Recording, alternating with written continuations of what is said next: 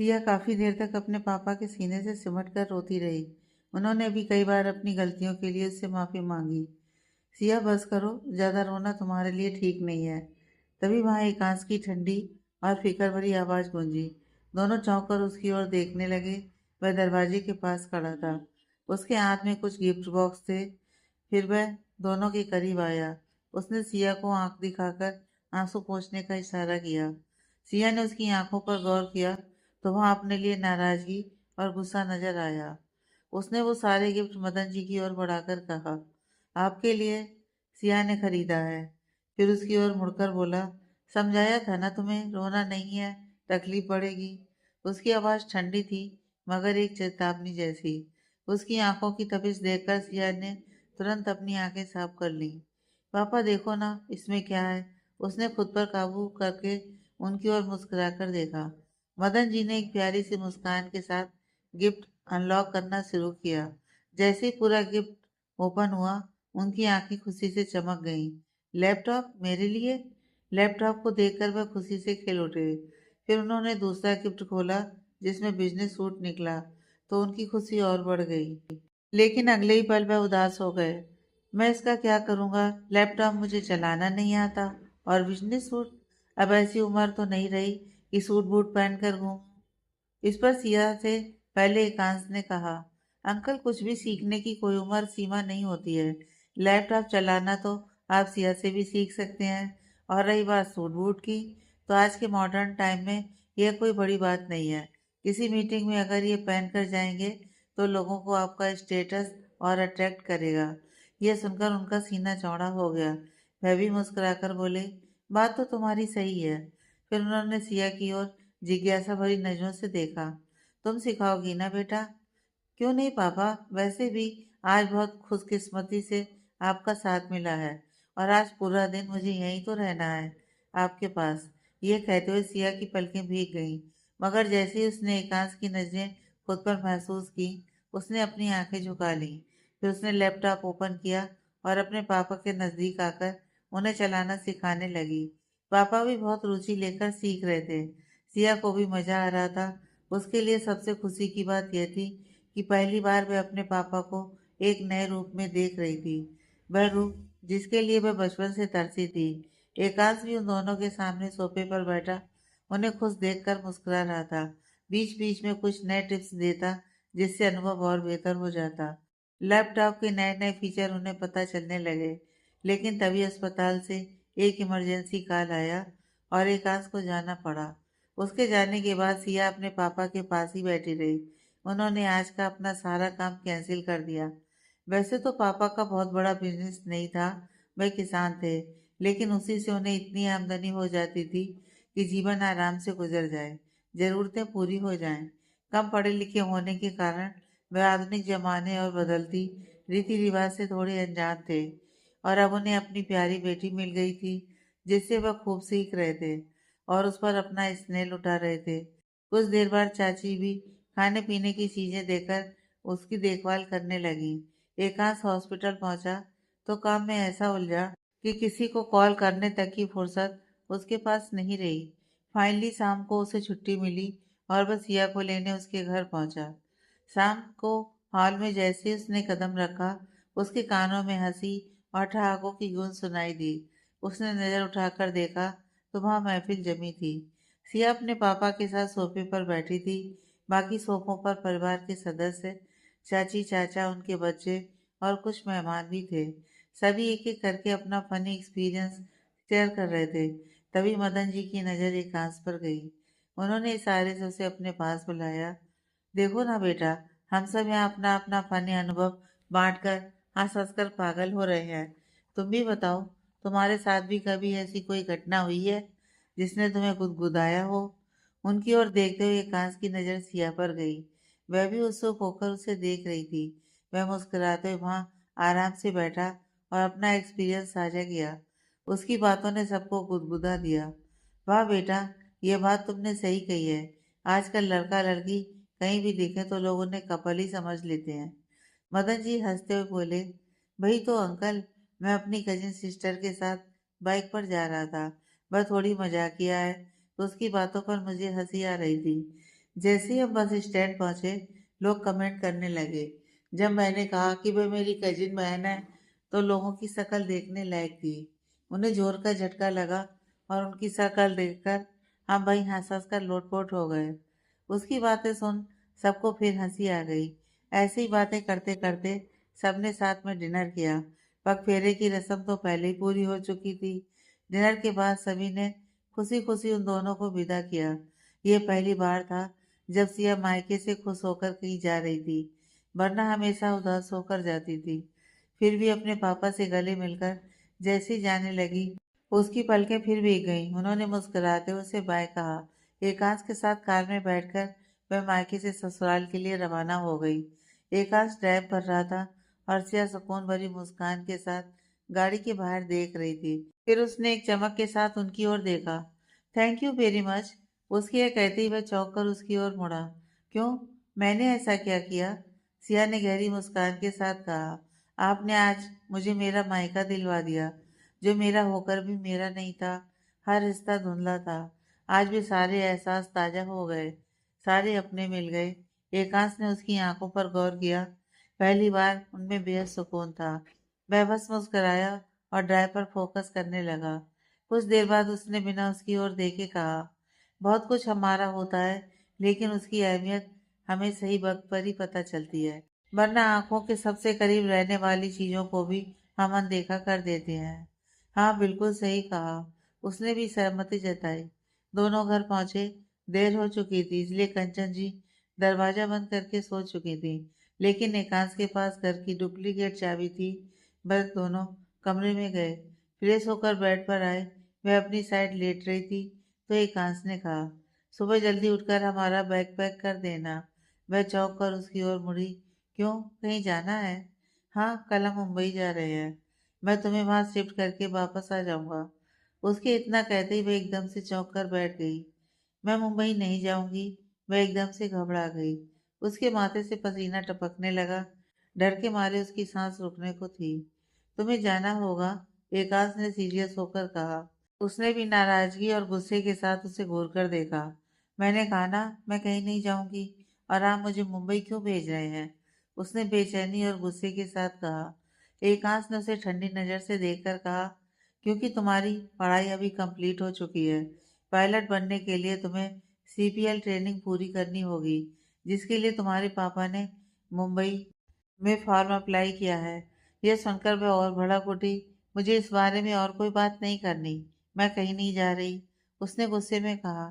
तो वह भी सीरियस होकर उसे घूरने लगा। लेकिन क्यों? मुंबई जाने में दिक्कत क्या है?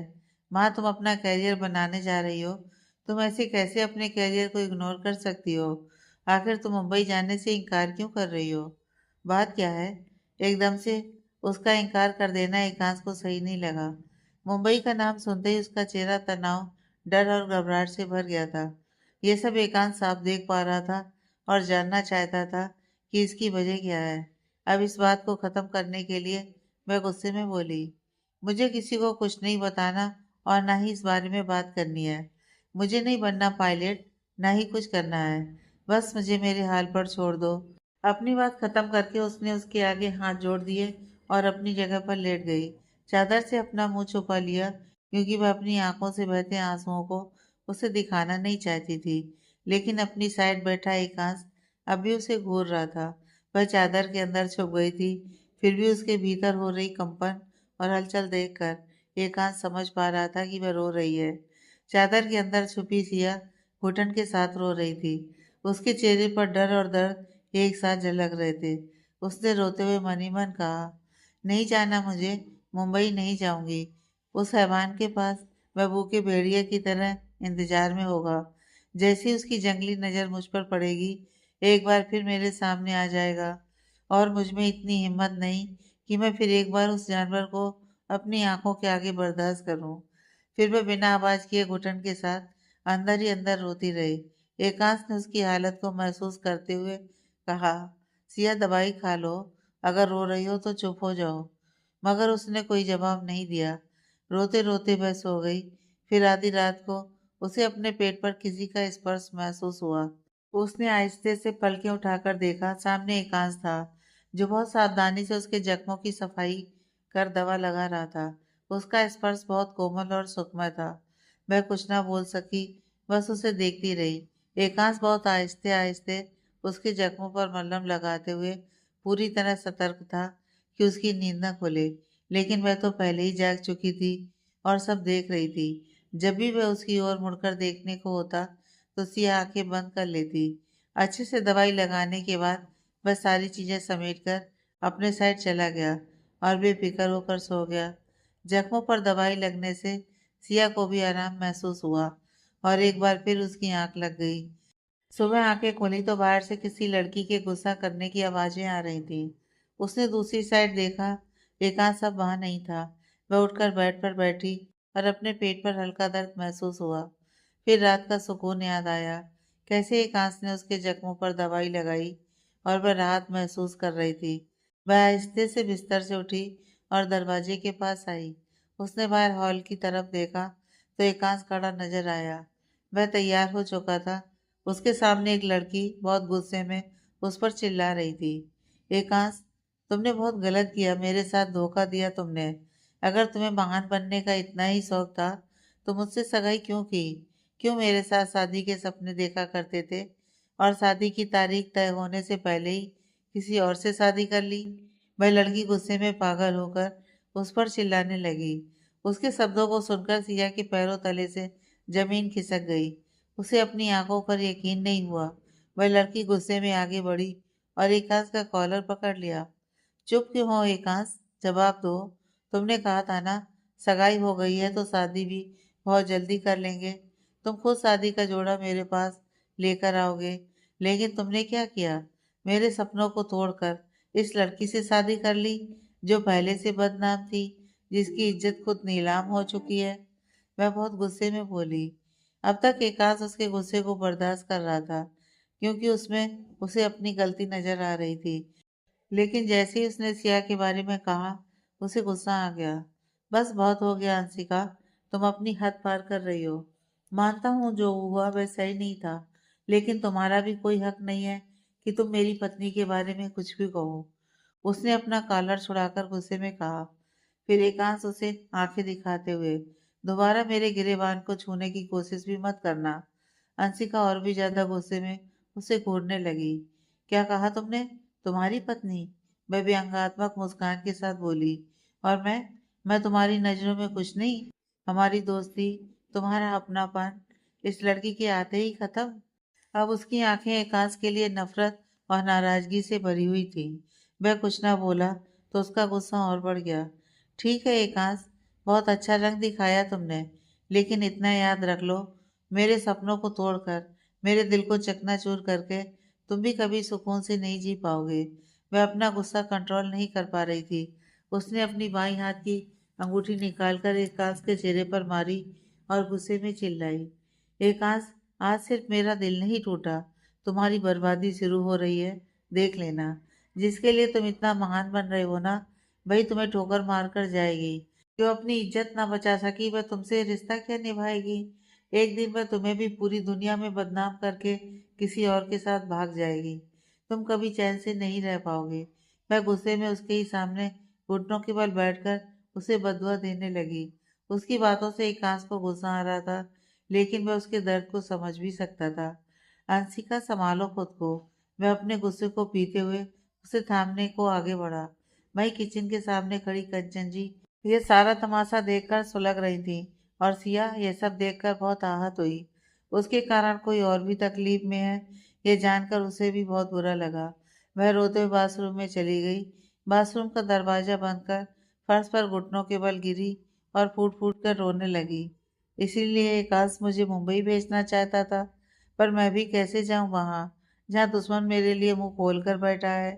उसे अपनी हालत पर तरस आने लगा। भाई एकांश ने अंशिका को समझाने की बहुत कोशिश की, मगर वह उसकी कोई बात सुनने को तैयार नहीं थी। वह उसके सामने अपना पक्ष रखना चाहता था, अपनी सफाई में बोलना चाहता था, लेकिन अपनी और सिया के रिश्ते के बारे में सच्चाई बताकर वह उसे कोई झूठी उम्मीद नहीं देना चाहता था कि वह अपना करियर दांव पर लगाकर उसे पाने के इंतजार में अपनी खुशियों को भूल जाए। वह ऐसा बिल्कुल भी नहीं चाहता था, इसलिए वह कुछ न बोला। बस उसने उसे शांत करने की कोशिश की, लेकिन उसे सफाई न पाकर अंशिका गुस्से में उस पर और चिल्लाई और वहां से चली गई। एकांश और अंशिका एक ही कॉलेज में पढ़ते थे। मैं भी मेडिकल स्टूडेंट थी। बस फर्क इतना था कि एकांश डॉक्टर बन गया था और उसकी ट्रेनिंग अभी बाकी थी। कॉलेज से ही दोनों की दोस्ती बहुत अच्छी थी। धीरे धीरे दोनों एक दूसरे के बीच दोस्ती से भी कुछ ज़्यादा गहरा महसूस करने लगे। दोनों के परिवारों को उनकी दोस्ती के बारे में मालूम था। जैसे ही दोनों ने अपने परिवार के लोगों को बताया कि वे एक दूसरे को पसंद करते हैं, तो दोनों परिवारों की सहमति से उनकी सगाई करवा दी गई। लेकिन शादी की तारीख तय होने से पहले ही एकांश के पास उसके हॉस्पिटल में सिया का केस आ गया। उसी दिन एकांश के पिता भी उसके अस्पताल पहुंचे थे और उनकी मुलाकात मदन जी से हो गई। वह दोनों बहुत पुराने और पक्के दोस्त थे। जब मदन जी ने सिया के बारे में और अपनी परेशानी उन्हें बताई, तो उनकी हालत और तकलीफ को जानते हुए एकांश के पिता ने उनसे मदद का वादा कर दिया। फिर अपने दोस्त की तकलीफ को दूर करने के लिए उन्होंने बिना परिवार या एकांश से बात किए बगैर उसका रिश्ता सिया से पक्का कर दिया, क्योंकि उन्हें पता था कि एकांश उनकी बहुत इज्जत करता है और एक डॉक्टर होने के नाते अपने पेशेंट की जिंदगी के लिए वह उनके फैसले से सहमत हो ही जाएगा। और अपने पिता के वादे और सिया की जिंदगी को देखते हुए एकांश उससे शादी के लिए तैयार हो गया, अंशिका के सपनों को तोड़कर। अब उसके जाने के बाद वह खुद को शांत कर ही रहा था कि कंचन जी उसके सामने आ गई। क्या कर रहा है तू? तूने उसे सच क्यों नहीं बता दिया? उन्होंने गुस्से में कहा। उसने ठंडी सांस छोड़कर कहा, क्या बताता माँ? मैं भड़क कर बोली। और क्या बताता? यही कि तूने मजबूरी में इस लड़की से शादी की है और बहुत जल्दी छोड़ने वाला है। उसने हैरानी से उनकी ओर देखा। ऐसा कुछ नहीं होगा माँ। हाँ, अंशिका मेरी पसंद थी, दोस्ती से भी कुछ ज्यादा। उसके लिए महसूस करने लगा था, लेकिन अब मेरी शादी सिया से हुई है तो वह मेरी पत्नी है। ये सुनकर उनका गुस्सा और बढ़ गया। क्या बकवास कर रहा है तू? ये लड़की मेरे घर की बहू कभी नहीं हो सकती। इसे यहाँ से जाना होगा और मैं इसे तेरी जिंदगी से जुड़ने नहीं दूंगी। जिस पर वह भी सीरियस हो गया। उसकी आंखों में सिया के लिए फिक्र भर गई। माँ, उसे मेरी जरूरत है। अंशिका अपनी जिंदगी बना सकती है, लेकिन सिया को संभालने की जिम्मेदारी उसके पिता ने मुझे दी है और मैं किसी भी हाल में अपनी जिम्मेदारी निभाकर रहूंगा। उसने उन्हें अपना फैसला सुना दिया। आगे वह कुछ कहती उससे पहले ही वह अपने कमरे की ओर चला गया। कंचन जी उसे उस वक्त तो कुछ नहीं बोली, लेकिन उनकी आंखों में बहुत कुछ था। बहुत गुस्सा, नाराजगी और खासकर सिया के लिए नफरत। वह कमरे में आया, उसने देखा सिया बेडरूम में नहीं थी, तो वह बाथरूम के सामने आकर खड़ा हुआ। दरवाजे पर दस्तक देकर पूछा, सिया तुम अंदर हो? वह अंदर बैठी रो रही थी। उसकी आवाज़ सुनकर घबरा गई और यह सोचकर कांप गई कि अगर उसे पता चला कि वह रो रही है तो गुस्सा करेगा। वह घबरा कर उठी और बिना कुछ कहे शावर के नीचे चली गई। उसने शावर को फुल स्पीड में ऑन कर दिया तो पानी गिरने की आवाज़ सुनकर एकांश को उसका जवाब मिल गया। कुछ देर बाद वह फ्रेश होकर बाहर निकली तो देखा एकांश कमरे में नहीं था। तैयार होते हुए उसे ड्रेसिंग टेबल के ऊपर एक लेटर मिला, जिसमें एकांश ने लिखा था, मेरे हॉस्पिटल जाने का टाइम हो गया है। काफ़ी टेबल पर तुम्हारे लिए नाश्ता रखा हुआ है। उसे खाकर दवाई ले लेना और बाहर जाने की ज़रूरत नहीं है। दवाई लेने के बाद चुपचाप सो जाओ, क्योंकि आज मम्मी बहुत गुस्से में है। उनके सामने जाओगी तो तुम्हारी क्लास लगा देगी और उनकी बातों को ज़्यादा दिल पर मत लेना। वह माँ है, उनका गुस्सा करना काम है। अपने कानों में कॉटन डालकर सो जाओ, बाकी छोड़ दो राम के भरोसे। लेटर में अपनी बात खत्म करके उसने प्यारा सा स्माइल ड्रॉ किया था और उसके लिए छोड़ दिया था। उसके इस लेटर में लिखी सारी बातें पढ़कर सिया का दिल एक बार फिर भारी हो गया। कितनी अभागन हूँ मैं। पहली बार कोई मिला है जो मेरे लिए इतना सोचता है, लेकिन मैं ही उसके दुखों का कारण हूँ। फिर भी उसे मेरा ही ख्याल है। हंसिका जिस तरह एकांश पर गुस्सा कर रही थी, उससे तो यही लगता है कि वह भी उससे प्यार करती थी और एकांश उसके गुस्से को बर्दाश्त कर रहा था। मतलब उसके दिल में भी उस लड़की के लिए कुछ तो होगा ना। लेकिन मेरे कारण दोनों बिछड़ गए। सिया की आंखों से आंसू टपकने लगे। वह खुद को दोषी महसूस करने लगी। मैं भी क्या करूं? न मायके में रह सकती हूँ, न मुंबई जा सकती हूँ। अब शादी हुई है तो ससुराल ही मेरा घर है ना। मेरी जिंदगी के सारे फैसले तो सबने किए, मुझे कभी कोई फैसला लेने नहीं दिया। लेकिन फिर भी सबके साथ जो होता है उसका जिम्मेदार मैं ही हूं ना। वह एक बार फिर रोने लगी। तभी पीछे से किसी के ताली बजाने की आवाज आई। उसने मुड़कर देखा, कंचन जी सामने खड़ी थी, आंखों में गुस्सा और व्यंग्यात्मक मुस्कान के साथ। वह उनके सामने आई। आंसू दिखाकर लोगों को कमजोर करना तो तुझे बहुत अच्छे से आता है। क्या कुछ काम करना भी सीखा है तूने? उन्होंने गुस्से में तंज कसा। मेरे बेटे को इन्हीं आंसुओं से तूने फंसाया ना। लेकिन ज्यादा दिन तेरा रोल नहीं चलने वाला। अब चल मेरे साथ, जरा हाथ पांव चला ले। मैं नौकरानी नहीं हूँ तेरी, जो हर पल तेरी सेवा करती रहूं।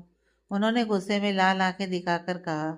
सिया झिझक कर बोली, लेकिन मैं कैसे? उन्होंने आराम करने उससे पहले ही उनकी कड़क आवाज सुनाई दी। वह डॉक्टर है अपने हॉस्पिटल का, उसकी वहाँ चलती है। लेकिन यहाँ वही होगा जो मैं कहूँगी, समझी? चल मेरे साथ। और वह वहाँ से चली गई। सिया क्या करती? वह नहीं चाहती थी कि गुस्से में वह उसे और कुछ कहे। वह चुपचाप उनके पीछे चली गई। वह कंचन जी के साथ किचन में गई। उन्होंने उसे दोपहर का लंच तैयार करवाया। उसे खाना बनाना आता था, मगर फिर भी उसकी हर काम में कमी निकालते हुए कंचन जी उसे डांटने का एक मौका नहीं छोड़ रही थी। उन्होंने जो भी जवाब एकांश को नहीं दिया था, अपने गुस्से का घूंट पीकर रह गईं। वही गुस्सा अब वह सिया पर उतारने लगी। पहले कुकिंग का काम करवाया, फिर किचन की सफाई करवाई। लेकिन सिया को इन सबसे तकलीफ हो रही थी, क्योंकि अभी अभी उसके पेट का बड़ा ऑपरेशन हुआ था। उठने बैठने में उसे बहुत दिक्कत हो रही थी। ये सब देखते हुए भी कंचन जी ने उस पर दया नहीं दिखाई, क्योंकि वह चाहती थी कि वह उनसे परेशान हो जाए और उनकी हरकतों को अत्याचार समझकर वहां से भाग जाए। अब सिया से काम करना मुश्किल हो गया था। वह वहां से जाना चाहती थी, मगर कंचन जी उसे एक पल के लिए चैन से बैठने नहीं दे रही थी। एक काम खत्म हुआ नहीं कि वह उसके लिए दूसरा काम तैयार लेकर बैठ जाती और एक के बाद एक काम सौंपती रहती। काम करते करते ना तो सिया नाश्ता कर पाई, ना उसने टाइम पर दवाई ली। बहुत थक गई थी वह, लेकिन घर का काम खत्म नहीं हुआ। फिर उन्होंने उसे कपड़े धोने के लिए दिए। घर में तो 5 लोग ही थे, लेकिन कपड़े इतने निकाले जैसे पूरा मोहल्ला एक ही घर में रहता हो। और काम करते करते वह सिर्फ नाश्ता ही नहीं भूली, लंच, दोपहर की दवा और आराम करना भी उसकी किस्मत में नहीं था। रात को एकांश घर लौटा। कमरे में आया तो देखा सिया वहां नहीं है। बेड पर उसकी नजर गई। दवा वैसी की वैसी पड़ी थी। नाश्ता भी अपनी जगह रखा हुआ था। ये देखकर उसे गुस्सा आया। उसने बहुत कसकर आवाज लगाई, सिया, कहाँ हो तुम? सिया। सिया किचन में खाना बना रही थी। उसे उसकी आवाज सुनाई दी, लेकिन तवे पर उसने रोटी रखी थी तो कैसे छोड़ती। सिया, कहाँ हो तुम? उसे आवाज देते हुए एकांश खुद ही हॉल में आ गया। वहीं उसकी आवाज से कंचन जी अपने कमरे से बाहर निकली और इसी वक्त सिया भी किचन से निकली। एकांश ने बहुत गुस्से में उसकी ओर देखा और उसके सामने जाकर खड़ा हो गया। वह किचन में काम करने के कारण पसीने से तरबतर भीगी हुई थी और काफी थकी हुई भी नजर आ रही थी। एकांश ने उसे लाल आंखें दिखाकर कहा, ये क्या हालत बना रखी है अपनी? और तुमने दवाई क्यों नहीं ली? नाश्ता भी वहां पड़ा हुआ है। मैंने कहा था ना, कोई काम नहीं करना, आराम करना है। वह गुस्से में उस पर चिल्लाया। डर के मारे वह खुद में सिमट गई। उसके गुस्से को देखकर कंचन जी के माथे पर भी पसीना छलक आया।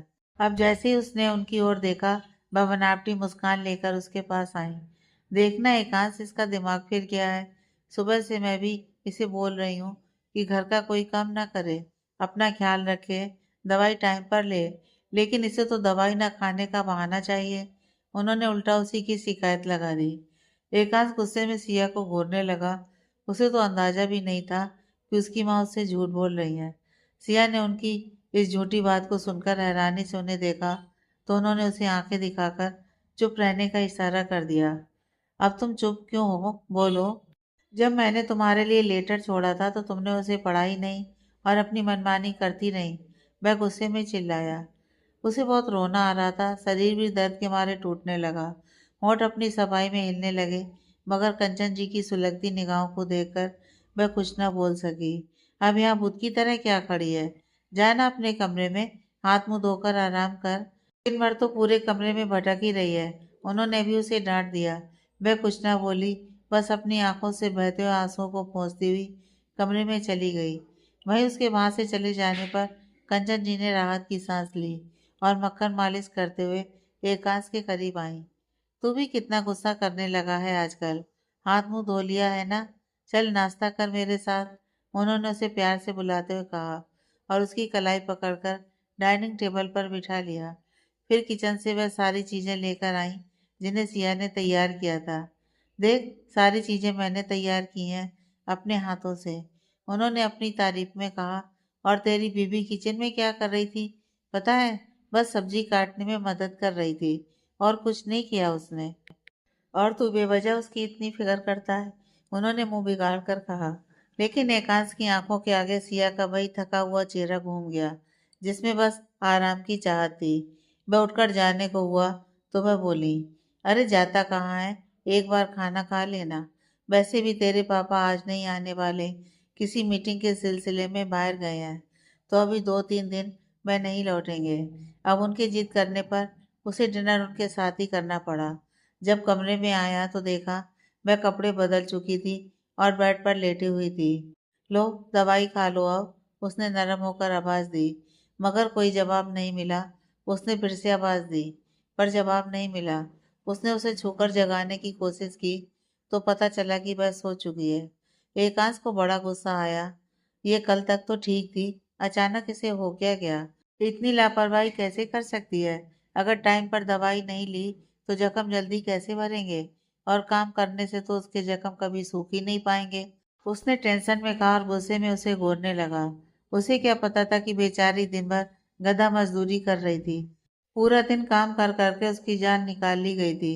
फिर वह भी अपनी साइड जाकर सो गया। आधी रात को वह दर्द से कराती हुई जागी। उसे बहुत भूख लगी थी। वह कमरे से निकलकर किचन में गई, लेकिन उसे वहां कुछ भी नहीं मिला। उसने जितना भी खाना तैयार किया था वहां कुछ भी नहीं था। मायूस होकर कमरे में लौटी। खाली पेट उसे पेट में बहुत दर्द होने लगा। उसने पेन किलर लेने की कोशिश की तो एकांश की बात याद आई। खाली पेट दवाई नहीं लेनी है। दर्द के मारे उसकी आंखों में आंसू आ गए। तभी उसकी नज़र कॉफी टेबल पर गई जहाँ एक प्लेट रखा हुआ था। उसने ढक्कन हटाकर देखा तो उसकी आंखें खुशी से चमक उठी। एकांश ने उसके लिए खाना रख दिया था।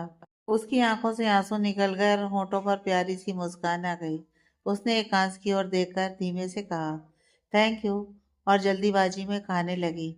लेकिन हड़बड़ी में खाने के कारण गला उसके खाने में अटक गया और उसे जोरों से खांसी होने लगी। उसने आसपास देखा, पानी नहीं था। खांस खांस कर उसका बुरा हाल हो गया। तभी उसकी पीठ को सहलाते हुए किसी ने उसके आगे पानी का गिलास किया। उसकी आंखें फैल गईं क्योंकि पीठ पर वह स्पर्श जाना पहचाना था। और पानी का गिलास पकड़े हाथ को देखकर तो उसकी धड़कनें रुक गईं। फिर अपनी खांसी से तंग आकर उसने जल्दी से पानी का गिलास अपने हाथ में लिया और नॉन स्टॉप पीने लगी। अब पानी पीकर उसे राहत मिली तो उसने नजर उठाकर देखा। उसके सामने एकांश हाथ बांधे खड़ा उसे घूर रहा था। उसने कुछ नहीं कहा, बस नजरें झुका ली। वह भी कुछ नहीं बोला, बस उसके लिए दवाई लेकर आया और बिना कुछ कहे दवाई उसकी ओर बढ़ा दी। उसकी भी हिम्मत नहीं हुई कुछ भी बोलने की। बस उसके हाथ से मेडिसिन लेकर चुपचाप खाने के बाद आहिस्ते से अपने बेड पर चली गई। वह जैसे ही लेटी तो वह फर्स्ट एड बॉक्स लेकर उसके पास आया और उसके जख्मों की मलहम पट्टी करने के लिए बैठा। वह कुछ नहीं बोली। उसने अपना पेट खुला छोड़ दिया और आंखें बंद कर दूसरी ओर करवट ले ली। एकांश ने आहिस्ते से बैंडेज हटाकर उसके जख्मों से कॉटन हटाया तो उसकी आंखें फैल गईं। कॉटन खून से भीगा हुआ था और जख्म काफी बुरी हालत में थे। ये देखकर उसे बहुत गुस्सा आया। वह कुछ बोलने को हुआ मगर उसने महसूस किया कि वह फिर सो चुकी है। वह गुस्से में जबड़े भींच कर रह गया, पर अच्छे से उसके जख्मों की मलहम पट्टी करने के बाद अपनी साइड जाकर सो गया। अपनी जगह लेटने के बाद उसने उसकी ओर करवट लेकर घूरते हुए मन में सोचा, अभी तो सो रही हो इसलिए छोड़ रहा हूँ, कल तुम्हारी अच्छे से क्लास लूंगा। फिर वह भी सो गया। सुबह सूरज की किरणें कमरे से अंदर झांक रही थीं और हवा के झोंकों से पर्दे लहरा रहे थे। उसे सुकून से सोता देख सूरज की किरणें उसके चेहरे पर शरारत करने लगीं, जिससे उसकी नींद खराब हुई और वह जाग गया। आंखें खुलने पर उसने बाईं ओर देखा तो सिया बिस्तर पर नहीं थी। वह उठकर बैठ गया। उसकी आंखें नाराजगी से भर गईं। अब इतनी सुबह ये कहाँ चली गई? उसने कमरे के चारों तरफ देखा।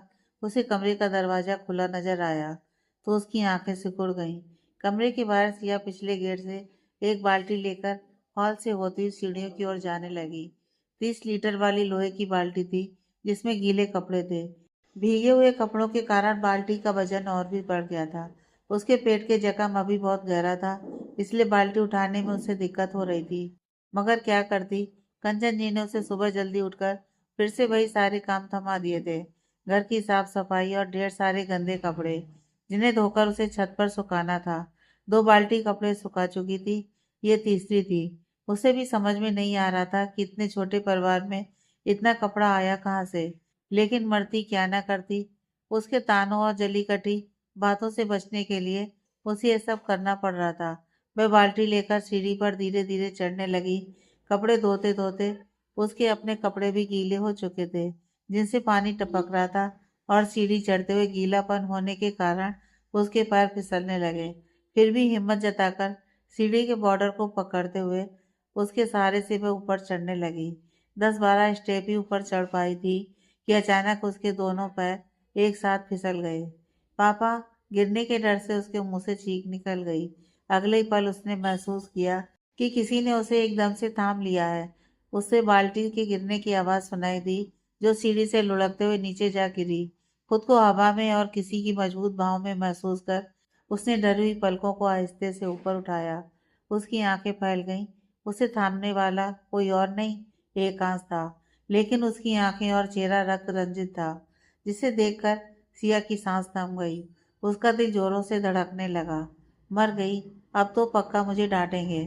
उसने डर के मारे कसकर अपनी आंखें भींच लीं और होंठ चबाते हुए खुद में सिमट गई। और उसकी उम्मीद के अनुसार ही एकांश बहुत गुस्से में उस पर चिल्लाया, दिमाग खराब है तुम्हारा? ये क्या कर रही थी तुम? अभी गिर जाती तो। उस पर चिल्लाने के साथ ही उसने एकदम से उसे अपने बाहों में उठा लिया और सीढ़ी से उतरकर नीचे आया। फिर उसे अपने सामने फर्श पर खड़ा कर दिया। वह अभी खुद में सिमटी हुई थी। उसके दोनों हाथ घुटने से ऊपर साड़ी कसकर पकड़े हुए थे। उसकी धड़कनें मेट्रो ट्रेन से भी ज्यादा स्पीड में दौड़ रही थी। उसकी हिम्मत ही नहीं हुई कि आंखें खोलकर उसका गुस्से से भरा चेहरा देखे। लेकिन उसे नहीं पता था कि उसकी इस हरकत से एकांश को और भी ज्यादा गुस्सा आ रहा था। वह एकदम से आगे बढ़ा और जबड़े भींचते हुए उसके दोनों कंधों को कसकर पकड़ लिया। बोलती क्यों बंद है तुम्हारी? मुंह में दही जमा रखा है तुमने? मैं जितना तुम्हें आराम करने के लिए कह रहा हूँ, तुम उतना पहलवानी दिखा रही हो। वह बहुत गुस्से में उस पर बरसने लगा। उसकी इस तगड़ी डांट से सिया को हार्ट अटैक आने को था।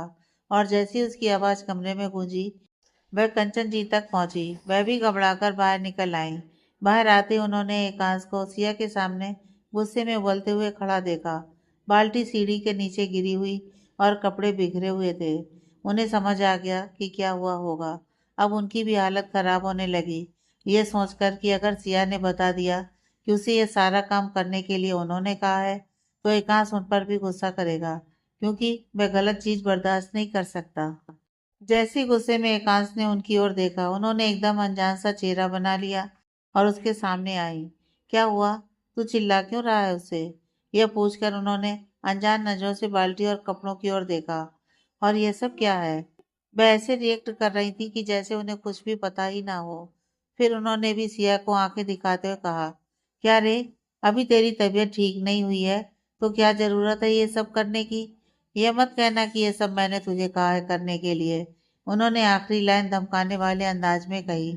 सिया हैरान नजरों से देखने लगी। उसे अपनी आंखों पर यकीन नहीं हुआ कि उसकी सासू माँ इतनी जल्दी बदल सकती हैं।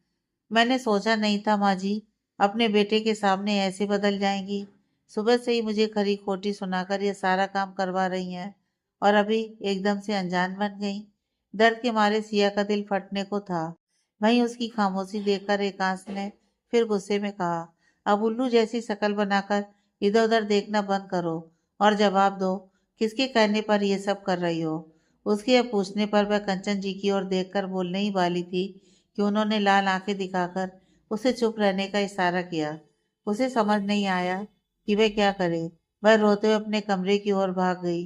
वहीं उसके जाते ही एकांश की सख्त नजरें कंचन जी पर आ गईं। तो उन्हें भी घबराहट होने लगी कि कहीं उसे उन पर शक तो नहीं हो गया।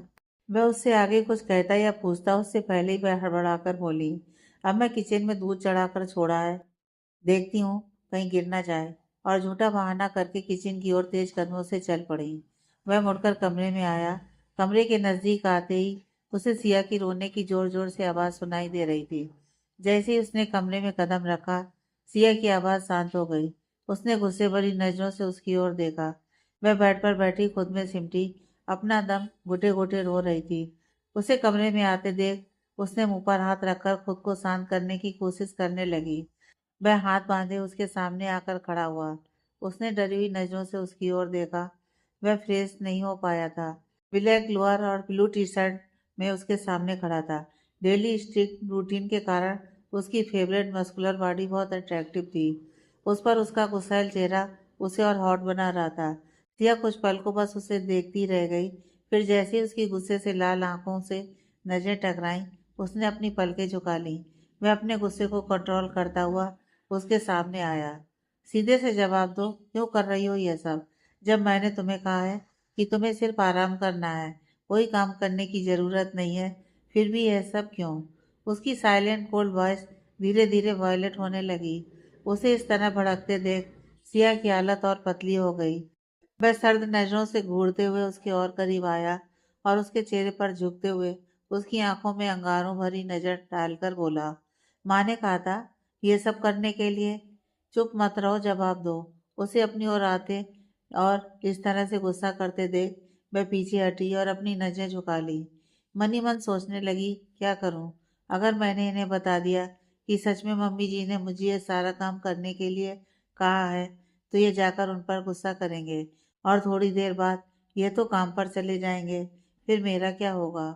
उनके जाने के बाद तो मम्मी जी मेरी चटनी बना देंगी। ये सोचते हुए वह कुछ न बोल पाई। तभी वह भड़क कर गुस्से में बोला, टू मच लड़की हो यार तुम, कभी अपने लिए कोई स्टैंड नहीं ले सकती, और जब कोई तुम्हारा साथ दे तो भी तुमसे आवाज नहीं उठाई जाती। ठीक है, चुप रहो, बर्दाश्त करती रहो ये सब, क्योंकि तुम टॉर्चर सहने लायक ही हो। उसकी खामोशी ने एकांश के गुस्से की लिमिट क्रॉस कर दी। वह गुस्से से उसे मुंह फेर कर अलमारी के पास गया, अपने लिए कपड़े लेकर बाथरूम में चला गया। उसने गुस्से में जो भी कहा वह अब भी सिया के कानों में गूंज रहा था। उसे फिर एक बार रोने का मन हुआ, मगर वह चुप रही। थोड़ी देर बाद फ्रेश होकर बाहर निकला, आईने के सामने आकर तैयार हुआ और जाने की तैयारी करने लगा। उसने एक बार भी उसकी तरफ नहीं देखा। White jeans, blue check shirt और अपना मेडिकल कोट पहनकर स्टेथोस्कोप अपनी पॉकेट में डालकर वह कमरे से बाहर जाने लगा, मगर दरवाजे के पास ही रुक गया। उसकी ओर बिना देखे बोला, अगर खुद के लिए जरा भी फिक्र हो तो दोबारा गधा मजदूरी करने की जरूरत नहीं है। टाइम पर दवाई ले लेना और आराम करना। हर बार चेतावनी देकर नहीं छोड़ूंगा, पनिशमेंट देना भी आता है मुझे। उसने गंभीर होकर चेतावनी दी और चला गया। वह बस उसे देखती रही। उसके जाने के 30 मिनट बाद ही कंचन जी फिर से उसके कमरे में आई। वह पत्थर की मूरत बनी बेड पर ऐसे ही बैठी हुई थी। उसकी आंखों से भय आंसू सूख चुके थे।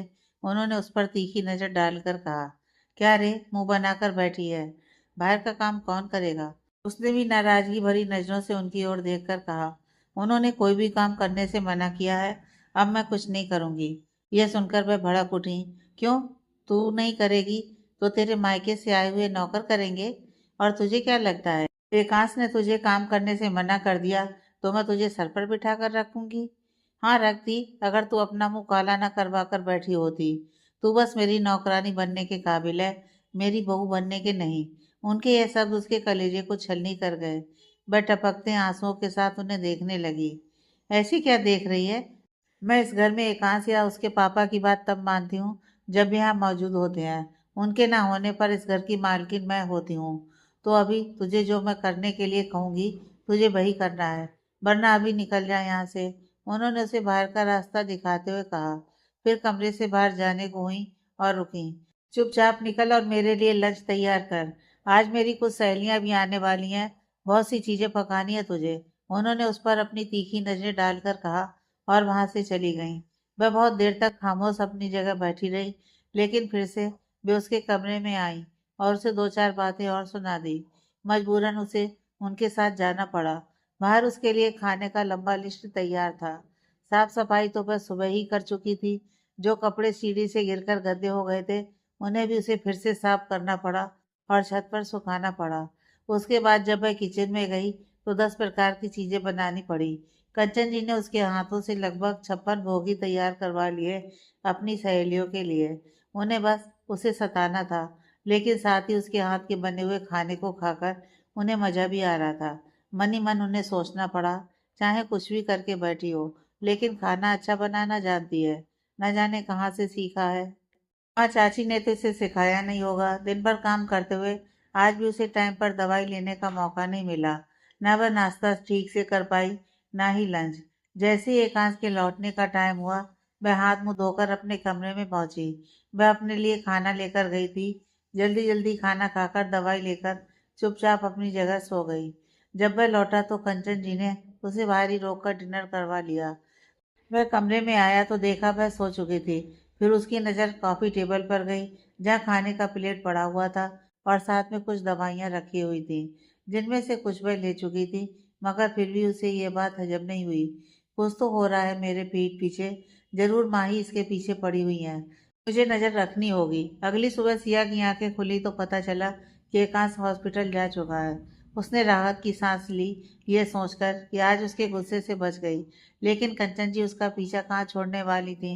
उसने बेड से नीचे कदम भी नहीं रखा था कि वह उसके कमरे में आ गई और फिर से उसे 4 ताने देकर बाहर निकालने के लिए बोल गई। वह मरे हुए मन से तैयार हुई और बाहर निकली। बाहर आकर उसने फिर से पूरे घर की साफ सफाई की, कपड़े धोकर सुखा दिए। किचन में जाते ही उसे कल जितना ही खाने की लिस्ट मिला। आज भी उनकी कुछ सहेलियां आने वाली थीं और उनके कहे अनुसार फिर से उसे 56 भोग जैसा खाना बनाना था। बहुत मुश्किल से उसने आज भी काम किया, पर जैसे ही सब कुछ तैयार हुआ उनकी सहेलियां आ गईं। 20-25 औरतें थी। हॉल में उन्होंने अपना डेरा जमाया और वहीं हंसी ठहाकों के साथ इधर उधर की बातें करने लगीं। सिया बिना कुछ कहे चुपचाप किचन से खाने पीने की सारी चीजें उन सभी के सामने टेबल पर सजा रही थी कि उनमें से एक औरत की नज़र उस पर गहरी हो गई। ये कौन है? पहली बार इसे तेरे घर में देख रहे हैं। उन्होंने उसे गौर से देखते हुए पूछा। कंचन जी की आंखों में सिया के लिए कड़वाहट उतर आई। अरे चुप क्यों है, बोल ना। क्या ये तेरी बहू है? उनकी दूसरी सहेली ने भी पूछा। उनके गले में जहर उतरने लगा और सिया चुपचाप अपना काम कर रही थी। अपनी सहेलियों को देखते हुए कंचन जी ने बनावटी हंसी के साथ कहा, तुम लोग भी ना, लगता है तुम लोगों की आंखें कमजोर होने लगी हैं। ये लड़की किस एंगल से तुम लोगों को मेरी बहू नजर आती है? सूरत देख रही हो इसकी? मरी हुई सी। न रंग खिला है, न चाल ढाल सही है। इसकी बनाई हुई चीजें खाकर देखो, कितना बकवास है। अपने आप के मुंह पर कालिक पोत कर बैठी थी। मैंने इसको नौकरानी बना लिया, उन्होंने घृणा के साथ कहा। उनके मुंह से यह सुनकर बाकी औरतें भी सिया को घृणा भरी नजरों से देखने लगी। उनके शब्दों को सुनकर सिया को बहुत बुरा लगा। उसकी आंखों से आंसू बहने लगे। कुछ कहने के लिए उसके होंठ हिले, मगर मैं अपने होंठों को चबाकर रह गई। तभी अचानक वहां किसी की ताली बजाने की आवाज सुनाई दी। सबने चौंक कर दरवाजे की ओर देखा तो सबकी आंखें हैरानी से भर गईं। वहीं कंचन जी की आंखें डर से फैल गईं, क्योंकि दरवाजे पर खड़ा ताली बजाने वाला और कोई नहीं, एकांश था। उसे वहां देखकर थोड़ी घबराहट तो सिया को भी महसूस हुई, मगर जाने क्यों दिल में एक सुकून सा महसूस हुआ। मैं गुस्से में कंचन जी को घूरते हुए वहां आया और उसने सभी औरतों को देखकर हाथ जोड़कर नमस्ते कहा। आओ बेटा, बहुत दिन बाद दिखाई दे रहे हो।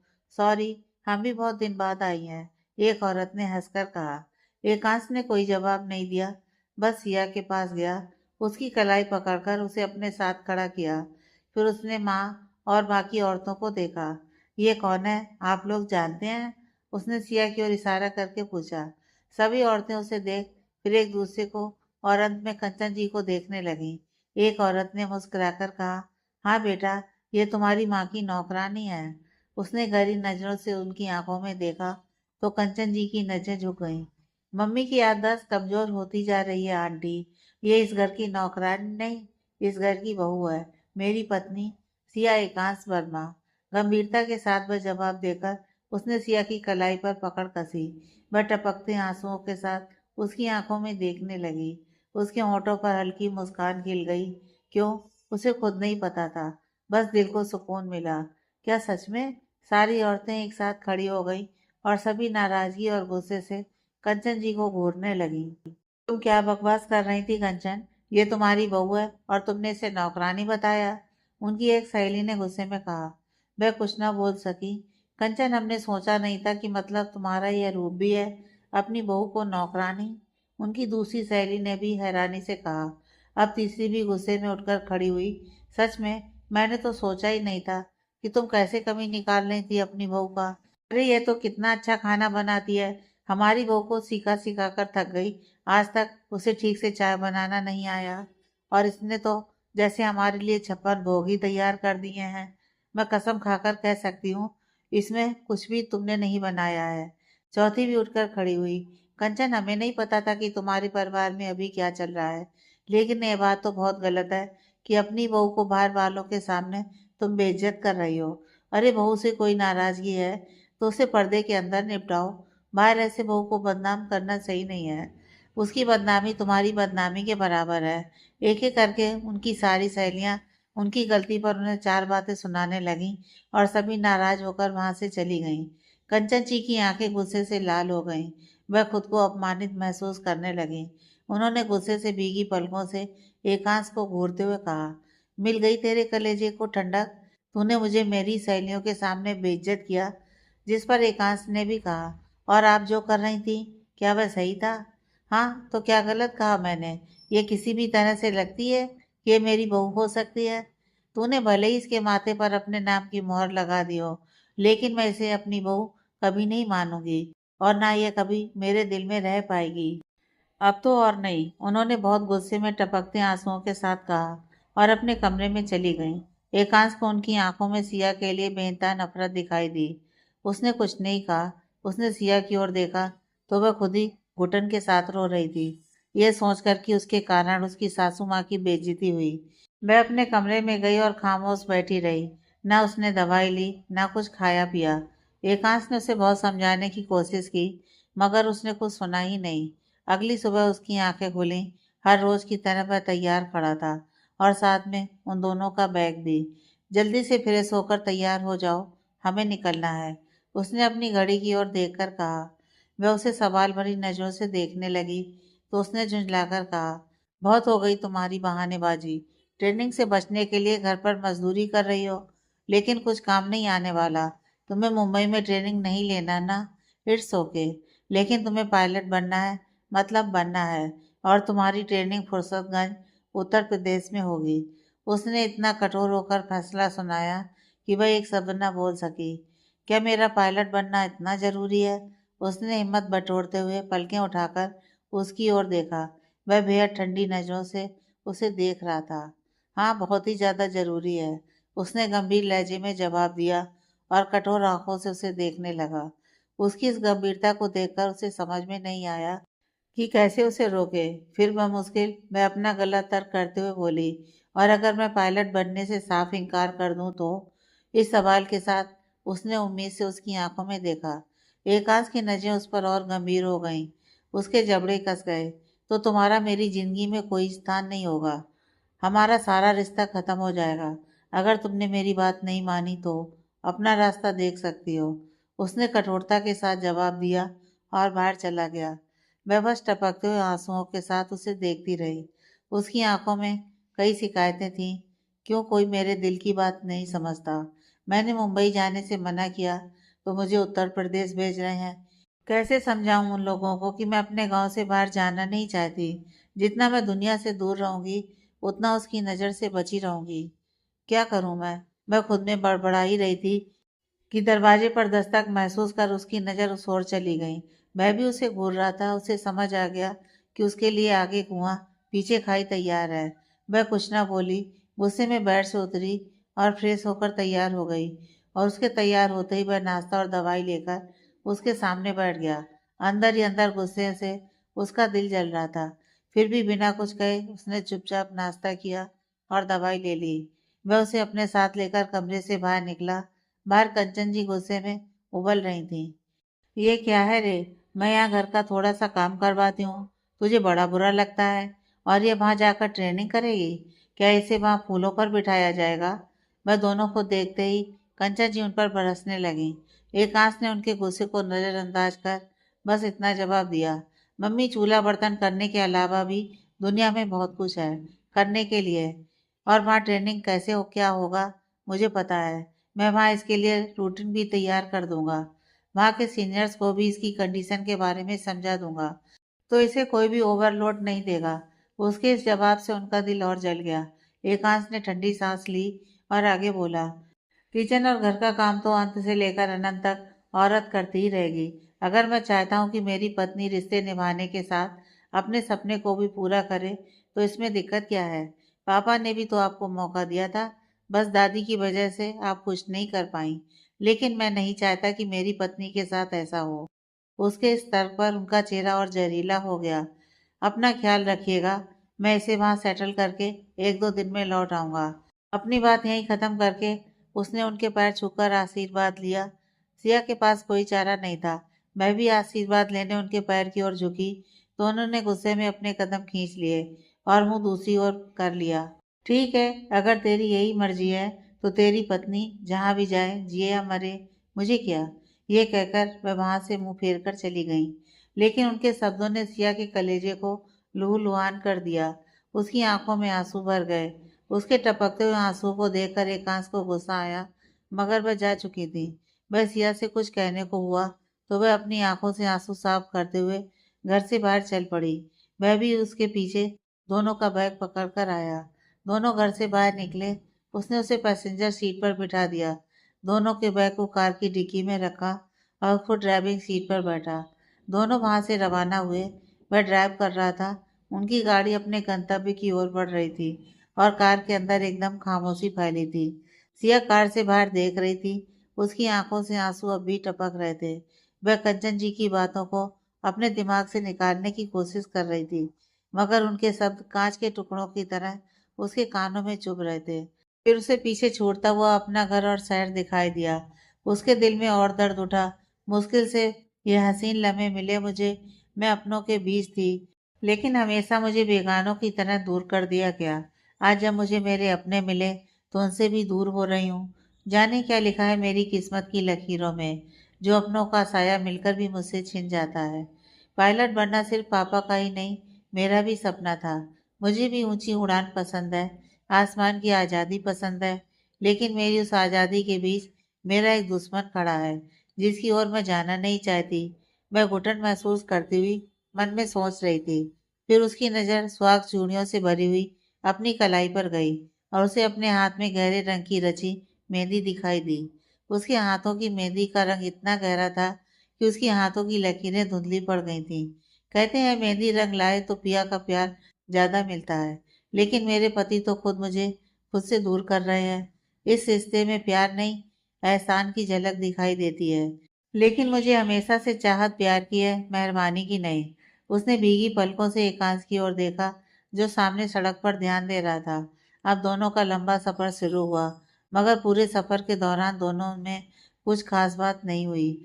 बस औपचारिक हाँ और ना वाले जवाब हुए।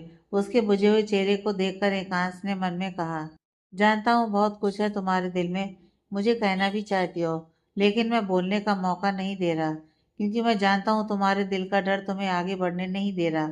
लेकिन तुम्हें आगे बढ़ना होगा, अपने डर से, अपने दुश्मन से खुद लड़ना होगा। और उनका सफर जारी रहा। रास्ते बदल गए, मगर मंजिल एक थी, फुर्सतगंज, उत्तर प्रदेश।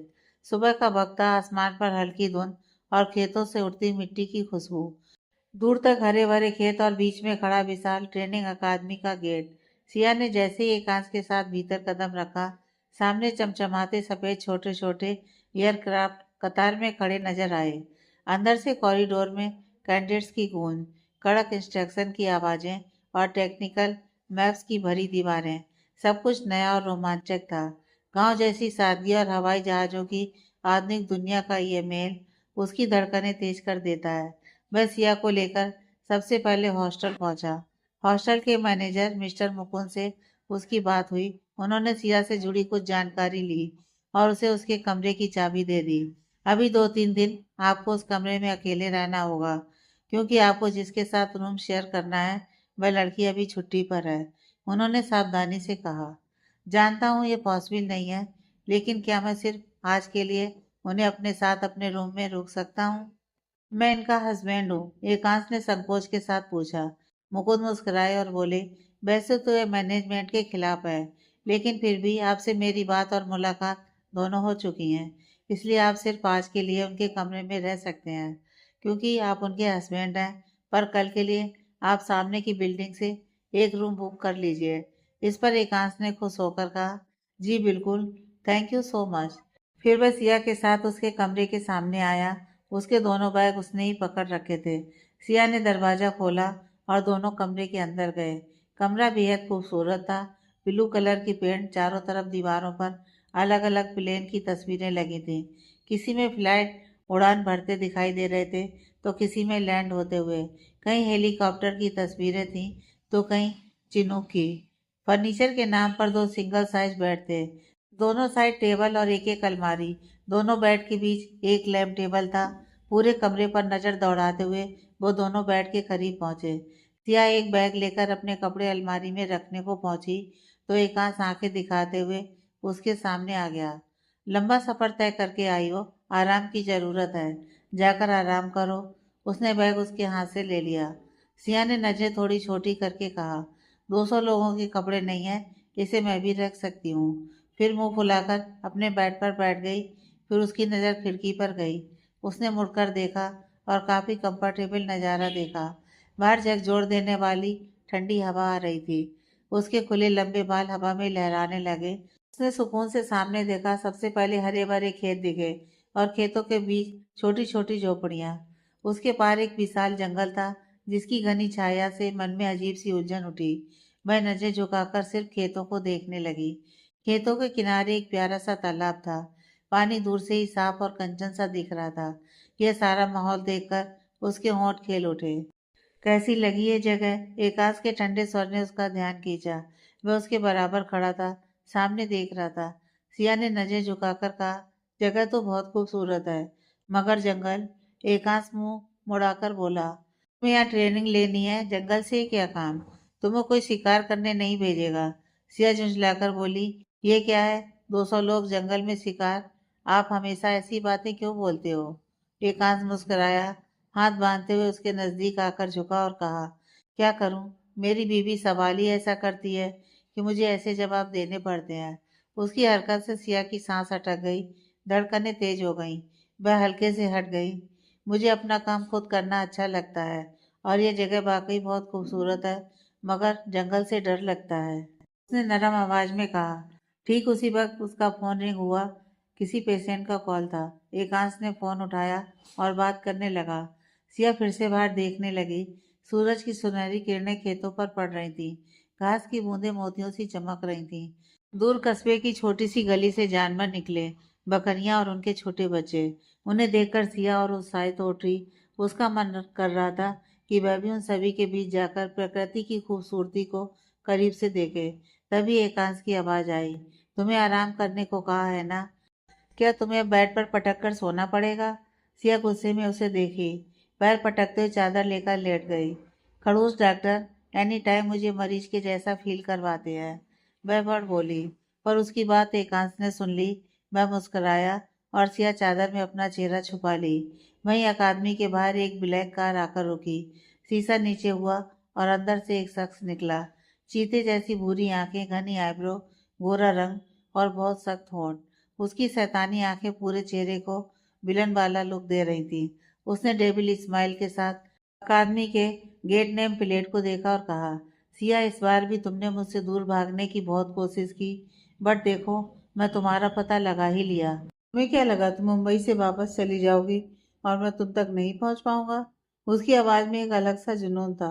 तुम जहां भी जाओगी, मैं हर जगह पहुंच जाऊंगा। उसकी आंखों में सिया के लिए जुनून साफ झलक रहा था। पता चला तुमने शादी कर ली। शादी? पर तुम तो सिर्फ मेरी हो, कहकर उसकी आंखों की रंगत बदल गई। आंखें एकदम लाल हो गईं। तुम्हारा पति कब तक रहेगा तुम्हारे साथ?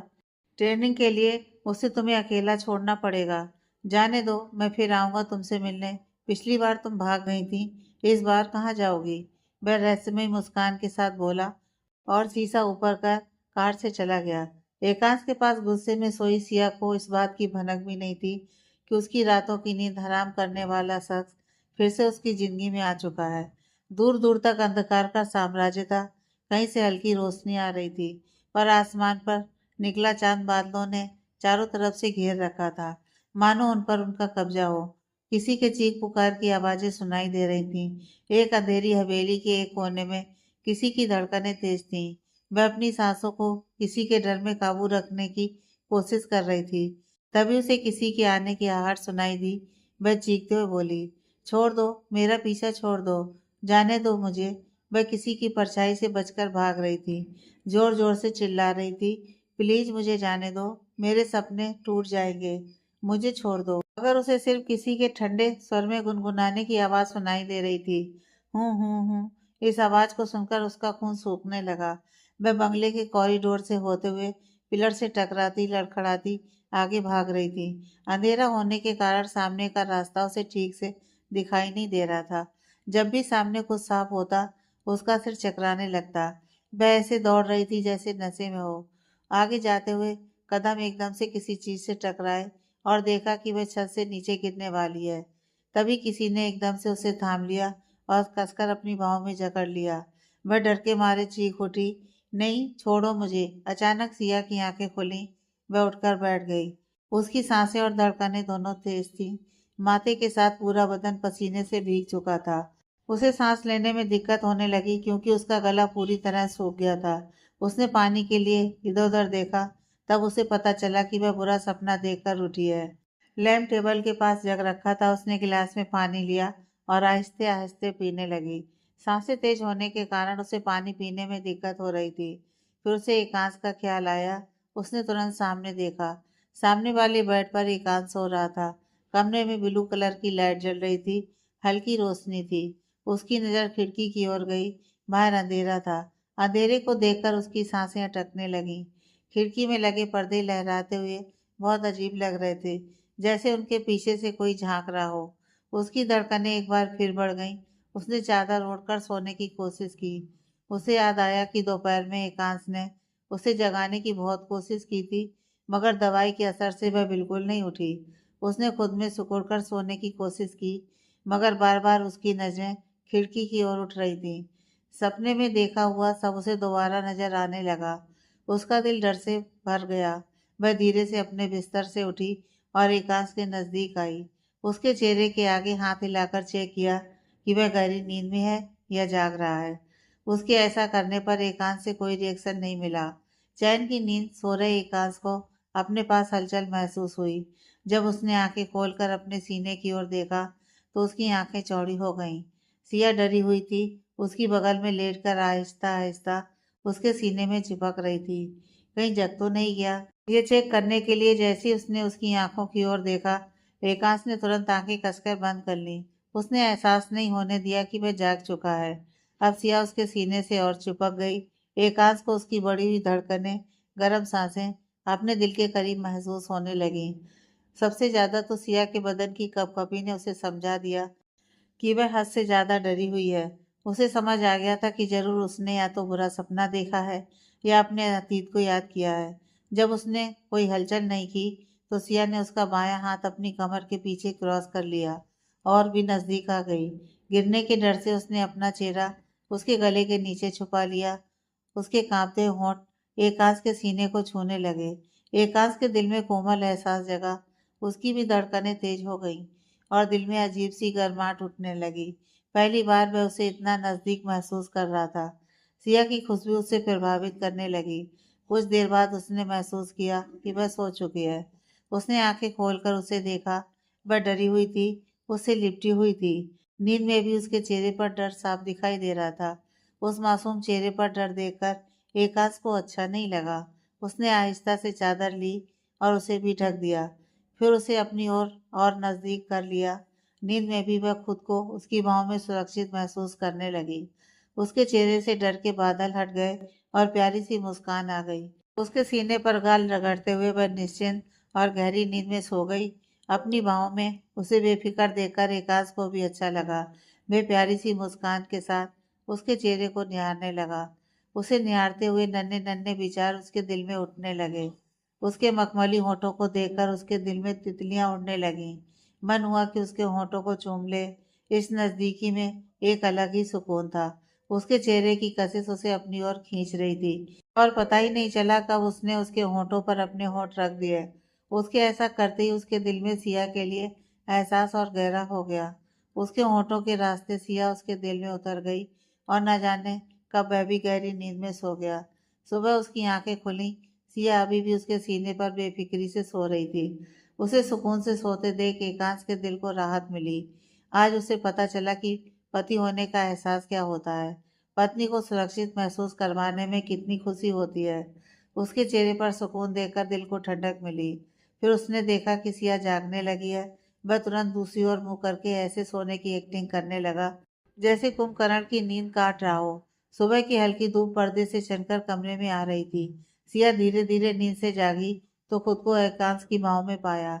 उसकी पहली प्रतिक्रिया घबराहट थी, लेकिन फिर पिछली रात की बेचैनी याद आई और चेहरे पर हल्की मुस्कान आ गई। उसने धीरे से खुद को छुड़ाया और बाथरूम में जाकर तैयार होने लगी। दूसरी तरफ एकांश आधी नींद में भी उसकी आहट सुन रहा था। मुस्कुराते हुए उसने सोचा, ये लड़की डरी हुई भी होती है तो कितनी मासूम लगती है। उसे ध्यान ही नहीं रहा कि उसकी सारी हरकतों को एकांश चोर नजरों से देख रहा था। उसकी हरकतें याद करके उसे हंसी भी आई। इसी वक्त अकादमी के अंदर कोई ऐसा दाखिल हुआ जो सिया के लिए अच्छा तो बिल्कुल भी नहीं था। उसकी मुश्किलें बढ़ाने वाला और उसे मौत के मुंह में फंसाने वाला उसका पीछा करते हुए यहाँ भी पहुंच चुका था। Next part.